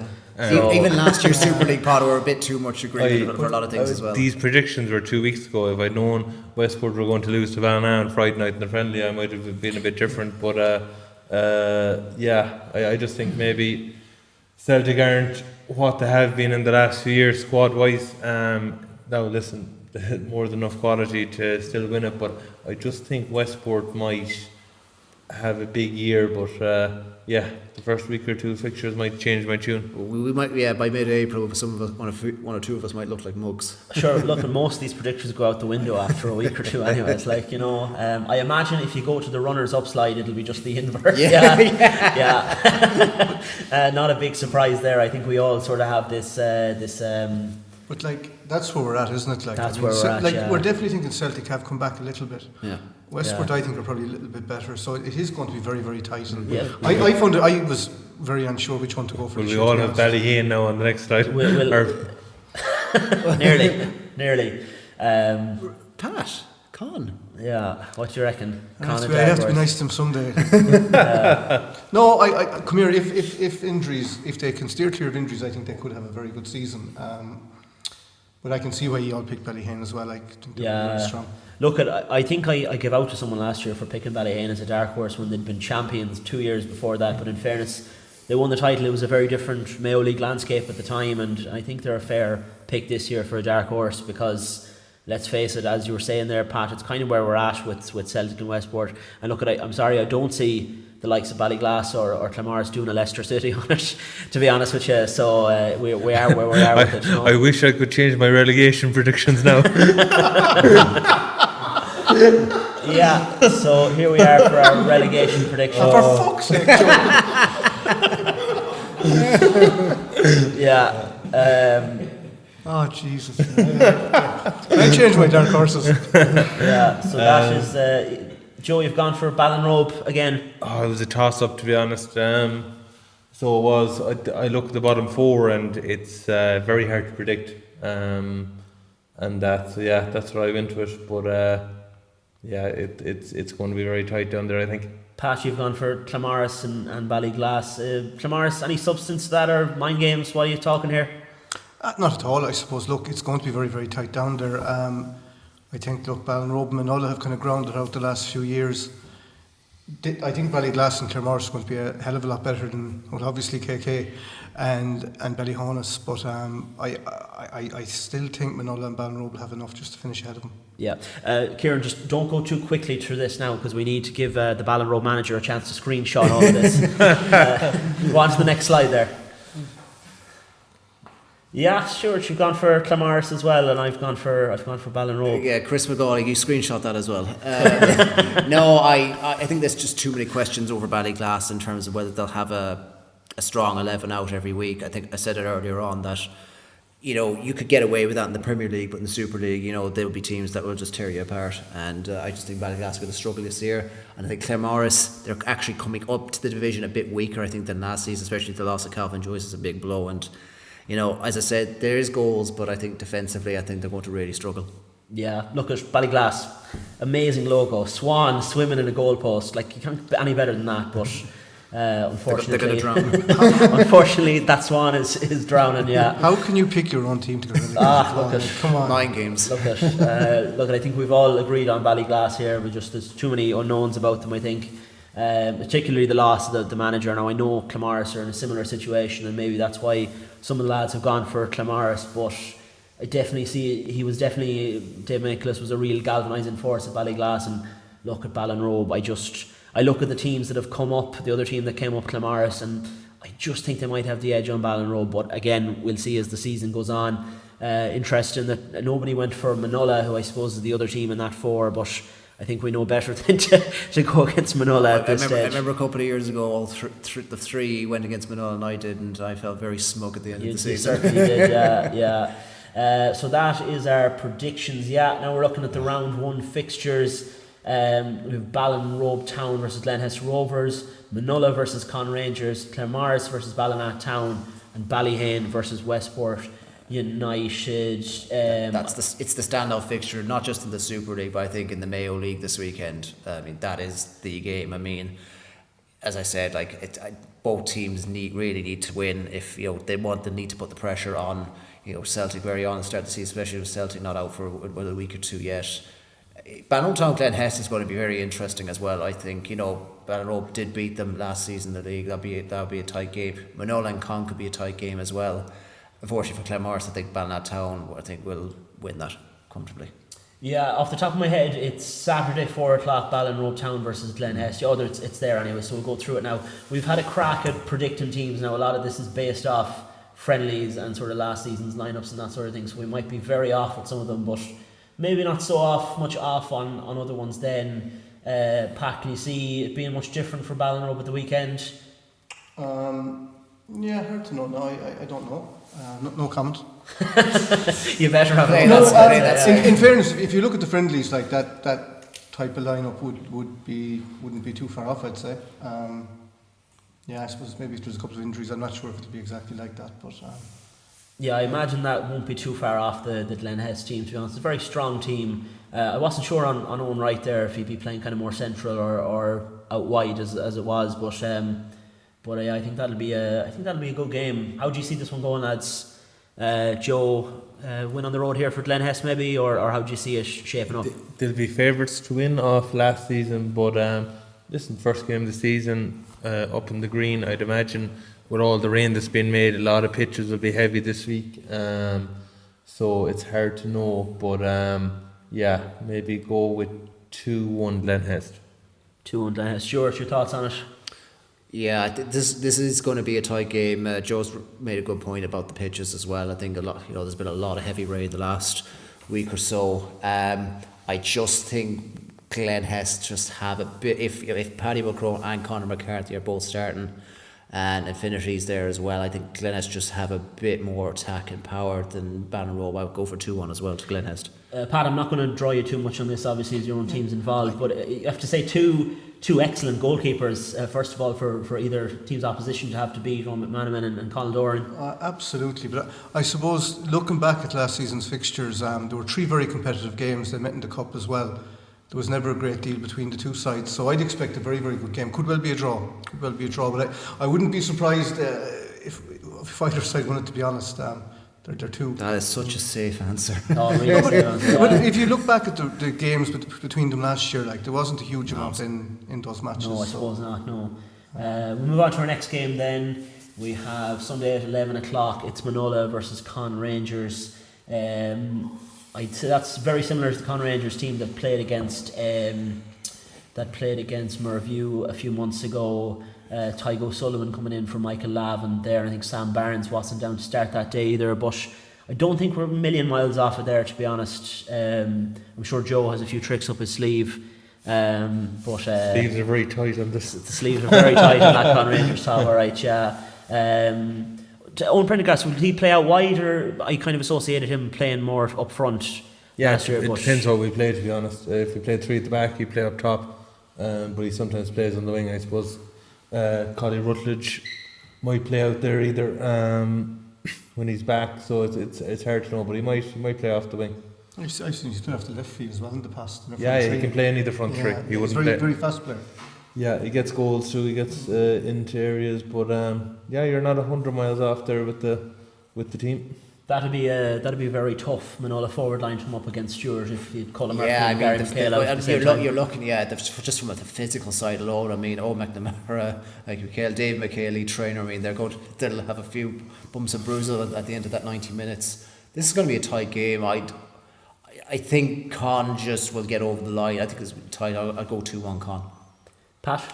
I'm going to go 2-1 Manulla. Oh. I think at home. I think is this just because Joe picked No, not at all. I have a bad feeling about that game. There's potential for bananas. I think I would agree. In that starting 11 as well. From Pat is putting another layer of black paint on his dark horse, I think. Next up then, Sunday 2:00, we have Claremorris hosting Ballina Town. Now, stuck Oran Canavan in the holding midfield slot there, and there'll probably be a few changes to the back line with Chris Mahan signing and that type of thing. But you said earlier, Joe, maybe Tommy Ford starting in that. Yeah, you wouldn't know Oran Canavan could play. Yeah. That is pretty much the team that you'd imagine how they lined out the last night against Westport, second half when David Cawley came on. Yeah, that's an interesting one now because suppose left and right back, who's going to play there for them, will have big sort of ramifications because when you're on top with loads of possession in games, you want your left and right back to get on a lot of possession and sort of, I suppose, create 2v1s out wide and stuff. And like Stephen Melvin will be a centre half, he won't really want to get that far forward. Joe Sigmund wouldn't really be a right back either. He'd be more centre midfielder. So yeah, there's a few questions there with Ballina. Is it a situation, Joe, where they could play 3 at the back? I don't know. Is it a McDuffie? I suppose thing to do. I think he likes the 4-2-3, but yeah, listen, they could, but it'd be a dodgy place. I don't know would I go up to Claremorris and try 3 at the back because with Mark Maloney out wide, he could really stretch them on both sides. He could stretch a 3 there if especially if you played Jamie Cawley or that as a wing back. He'd be, I suppose, wanting to get higher up, but no, I'd say they'll go with 4 at the back, but it's just how long has Jesse Devers in him. He probably hasn't played in 12 months, and that PJ Martin has been on great form in the pre-season friendlies. Anytime I've seen him, he's going very well. Jamie Cawley was going well in Galway, so they have a few informed players there. There's a few question marks over how Claremorris will set up too. Heaney lad might play deeper and they might leave Butler up. You wouldn't know what Claremorris would have up their sleeve as well, but yeah, I expect Ballina to go to Claremorris and win. Scoreline? I'm going to say maybe 4-1. Yeah, I would have said probably 3-0 or 3-1, something like that. Yeah, I could see Ballina having a strong start to the season. Pat, your thoughts on this? Yeah, look, come here. I think Ballina are going to be too strong from it the weekend. I'd say just look at the firepower there alone. I could see them scoring 3 or 4 4-0 maybe.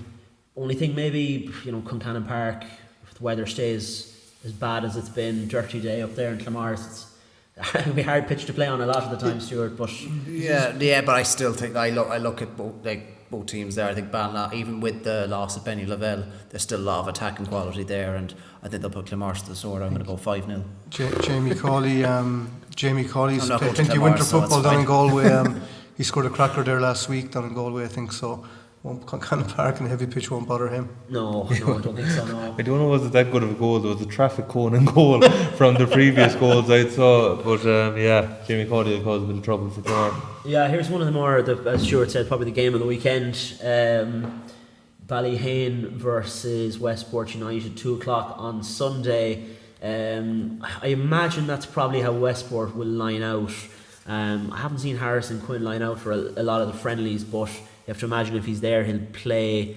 The midfield as well, I think Darren Brown will probably be a bit more advanced than that, but I've also seen Jack Dawson play more advanced than that, so it's like I said, they have a lot of strength and depth. I mean, there's no room for they're very fluid, Paul. They just stick all over the place. It's very hard to know where they're playing. Like Darren Brown could play 9 for a while. He could play out the middle of the field. You wouldn't know. Did AI put together Ballyheane going back to the diamond midfield, or was it ourselves? That was ourselves. All right, okay. Why are we far off? Well, no, you'd be wouldn't be surprised if that's what they went back to. It's That's just the way they played, sort of in the title-winning season. You had Liam Irwin behind the two strikers. Now, Benedet did push out wide in that season more so, but that was kind of more or less how they lined out that they year. want him to drop off and get a bit of space to turn and run at the opposition. This is a sticky one now for Westport, but Ballyheane at the same time, it's a back four that Westport could get at times. Without Jack Tuffy there for experience, and that Adam Blake is young, Mark Bulger is young, the Behan lad is young as well. So it's Westport could cause them a few issues in that area of the field, but if that's the Irwin, Ade, Nathan Doyle front three, they'll cause Westport trouble too, and they'll be very physical. Like that Westport team, it's a very light team. Take out Darren Brown, they could, they might need Noah Massey to play for set pieces, and that he's a bigger lad than a lot of the Westport lads, but there's an awful lot of lads there that are 5'6", 7', 8", that would struggle maybe against good corners from Ballyheane with 3 or 4 monsters coming in on top of them. They'll need Gary Cunningham to be commanding and that. But I'm hoping to get to this game if possible on Sunday. I think it'll be a very good game and that. But it's just interesting to see the teams up there and see the strength that both teams have. When you just see that Ballyheane team on paper there, just the sheer physicality of it, Michael Fahey is huge. Yeah. And Liam Irwin is every bit as big. Benita, and we're saying it's probably going to be a heavy pitch, which mightn't suit kind of Celtic's passing play. It's going to be Westport. So definitely it's going to be a interesting game. All right. I don't know. It's hard to know this one will go, Paul. Yeah. Look, I've backed Westport to win the league, so they're going to have to get a result here. I think. I'm going to say 1-0 Westport. Very tight game. Probably you're talking 84th minute or something like that for the go-ahead goal. That's very precise, but that's how I can see it going. Stuart. Yeah, this is a tight game. I was humming and hawing about this even before the pod started. I mean, you look at Ballyheane. I think physically have the edge over Westport. If it's a heavy pitch as well, I think Westport could struggle with that. And the difference is, I also look at between Westport and Ballyheane is, I think Ballyheane have a few killers in their team. Guys like Benedet, Nathan Riley, Doyle, Liam Irwin. I think there's been times in big games for Westport where maybe outside of a Darren Brown, there's guys haven't really stepped on a big occasion to get those big goals. I'm going to stick my neck on the line here. I know I picked Westport to be runners up, but Ballyheane to be my dark horse. I think Ballyheane win this. Score? 2-1. I think there'll be goals. Yeah, I agree with you. I don't agree with the 1-0. I think both teams are going to score in this game, and I could see this being something like a 2-2 maybe. Could be a draw. I wouldn't rule that out either. Yeah, I think both teams are going to score. Joe, scoreline? Going to go with a Westport win. I think they have to go there and win. They cannot drop points in the first game of the season. As well. Would they be thinking about last season as well, like when they drop points in that over there? Not really. They feel like they can't drop points again. And, no, they'll just. Will they look at the split season a bit more like, okay, maybe we have a chance? I just think that if they want to win the league, they have to go there and win. I don't agree, Joe. I think there's going to be more opportunities for teams to Celtic to drop points this season. Yeah, but if they drop points away to Ballyheane, like they're away to Celtic, they're away to Glenhest, there's. But Celtic could drop points to Ballyheane. I don't know. I know, but it's could. Do you know what I mean? You're leaving it out there. I think if you want to win the league, you have to grab it by the scuff of the neck. I think last year you couldn't drop points. You couldn't drop points. No, but I think this year Celtic will drop points. No, but the first game of the season you could say, they could drop points, and they did drop points. Manulla, they play Celtic twice, but they failed to beat Celtic twice. Yeah, but they might this year. When is Celtic's first game in the Super League? It won't be till maybe mid to late March, would it? But the Celtic's first game won't be till mid to late March, possibly. No, I think they can play. I know they can play the Thursdays as well, but I think they can play their second game because of the FAI Junior Cup. They're not playing the first round. Okay. Maybe I'd have to look at that and see, but I think that's what it is. But you have to remember that they have to be level on games with they have to be level on games with everyone after 9 games because of the split. So they can't be allowed to get too far behind. They'll have to play a home game or two under lights on a Thursday night. Yeah. I'd imagine. That's I, if they. I don't think that would necessarily bother them because the last few years they've kind of been. They've been used. They've been I'm used just to saying it. that they will Yeah. have to do that Yeah. this year. Like they'll be really. You'd imagine like is that split around the 6th of June or that kind of time? Yeah. So like it's we're first week of March. So listen, they'll have a few opportunities to catch up. Now the only reason they'd be missing out on games is if they get through in the Conn Cup. If they beat Westport in the FAI Junior Cup, there's a few different things there that could play out that they wouldn't be that far behind games. But yeah. When are we likely to have Thursday evening games? I mean, what dates roughly? They're I think thrown it's out there from, very early. from 5th of March, pretty much, isn't it? Pretty much from the get-go, yeah. But it's only 2 teams that can play at home. So these 2 teams aren't playing this weekend, but we've kind of gone for their best 11s. If they were to play, I suppose, might not be 100% here. There's probably players still injured and that type of thing. But I mean, there's obviously still an awful lot of quality in that Celtic team. But it's minus Edwards, it's minus Niall Brennan at the moment. Jordan Loftus, Mark Howley. Owen Hughes did step up, I feel, a lot for them when Loftus was not available last season. I think the Westport game, the FAI Junior, there was a big one. I'd be interested where they play Hughes because they've played him at centre back a few times as well in a few friendlies, and even I think 1 or 2 Conn Cup games recently. But he'd more likely be more up top. They have to play him up top, Yeah. I'd imagine. But the one thing about Edwards is, and I'm surprised he's like with Celtic going for 3 Conn Cups in a row, I'm surprised he stepped away. To be honest, but like he's not injured, he's not gone to Australia. There's nothing to say that a month or 6 weeks time that Edwards wouldn't come back. He did step away after Ballina won the Super League as well, didn't he? Possibly, yeah. Shortly into the start of that season, yeah. Sick of winning.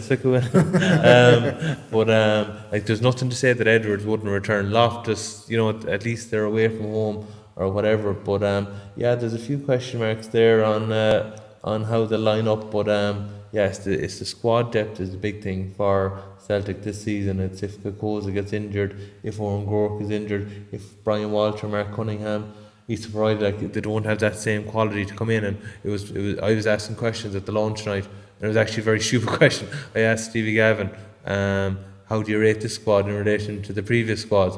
But like even if they had dropped 5 or 6 levels, he was never going to say anything. It was when I went home and I thought about it, I was like, that was a very stupid question to ask. But it's not like you, Joe. What? So it's interesting. I think there'll be a few questions asked of that Celtic team. Yeah, looking at Ballyglass, I mean, this is sort of almost a best 11. I'm not sure they play a diamond, but I suppose they accommodate all of the central players they have. There's probably 1 or 2 names missing from there now you could arguably pick, but on paper it looks a strong starting 11. But I think we alluded to earlier, like having all those players available at the same time has been difficult for them, with other commitments and that type of thing. Yeah. I mean, you're looking at I'm looking maybe 3 to 4 of those players, possibly 5 that come July they'll likely be gone with other sporting commitments. So, it's we mentioned it throughout this podcast. It's just whether they can get that starting 11 consistently, and in the Super League, if you don't have that every week, you're going to be in trouble. Yeah. I think Jack Kane probably play a bit deeper in this team as well, and Ryan Connolly's been playing a lot higher. Last year, Conor Heenan's not injured long term, I think. Is he well. okay? Yeah. But you look, they're such good players in that team. If they had them fully committed and well drilled for the year, they'd probably stay up comfortably enough. Absolutely, yeah. So last question, I suppose, before I forgot to ask this, before we tune out here. I'm just going to ask you for your predictions for the Golden Boot for the Super League this year, because we've no Jordan Loftus and we have no Benny Lavelle, and that probably makes it a good bit more difficult. So does anyone want to jump in there with a prediction first off? If he stays fit again, Dylan O'Malley I think would be a good shout. Yeah, I went for Dylan O'Malley as well, but I think Luke Kelly is obviously, he got 26 goals last year, so either of them. PJ Gilmartin as well, maybe. I'll go for Dylan O'Malley. Okay, yeah. Joe? I'm going to go PJ Gilmartin. It's a good shout, yeah. It's not the first person I've heard saying PJ Gilmartin. That's who I've picked as well myself. But I think it might be a sort of a season where I don't think there's going to be anyone with an outrageous amount of goals. But I could stand to be corrected on that. I just don't think there's any opportunities where teams will be going out winning 14-0 and this sort of thing this year. You never know. You never know. Well, we'd hope not, because we have to say that Hold that my was no. You'd have to know it was a real negative thing from last season. Like some of these score lines, and look, I mean, just the winning team really learn anything about themselves? No, and for the losing team, it's just very demoralising. So, you hope you don't see score lines I like think that. all the teams now have been more about them. Yeah, I think not so. not go on a complete downward spiral at that time. Yeah, Do you know what I mean? But They were like Yeah. Tottenham. I think What? Like Tottenham. I hope it keeps going. For Tottenham, that is. like when Ballyheane has come up last year, I think they came 5th, didn't they? Yeah. Yeah. So they weren't ready. They weren't ready for Super League. Yeah, and I mean think. they changed the And, rules to you know, address that scenario. Yeah, and I think like in fairness, like Ballyglass and Claremorris are probably that little bit more ready. I think. So yeah, I think it's a stronger division this year, 100%. Yeah. Well, look, we'll leave it there. Thanks to everybody for tuning in to the Mayo Soccer Podcast live Super League preview show 2026. To everyone who's been with us here from the very beginning, thanks very much. If you joined later, thanks as well. We were coming to you live from Our Lady Secondary School, Belmullet this evening. Massive thanks to the staff here for the use of the facilities. Big thanks to Kieran and Ryan Gallagher for all their help with sound, audio, visual, the slides, all that sort of thing. It's great to have the lads help on board once again this year. Massive thanks to Stuart, Joe and Pash for their contributions this evening. We'll be back in a couple of days with League 1 and League 2 previews to round out our preview shows. The Premier League preview podcast is already on Spotify, as will this podcast in a couple of days, I'd say. Shouldn't be too far away. If you want to listen back, you certainly can. We're planning to deliver weekly episodes again this season as best we can, as often as we can, rounding up all the weekends fixtures, focusing a little bit on Mayo FC and their Will there be one or two in the ranch as well? there'll be one or two. There certainly have to be one or two on the ranch, sure, definitely, and not before too long. And we're massive thank you as well to our sponsors, the Ranch Sports and Music Bar, Claremorris, for their continued support of this podcast. So we'll leave it there. Thanks to everybody for tuning in, and we'll be chatting to you again soon. Good luck.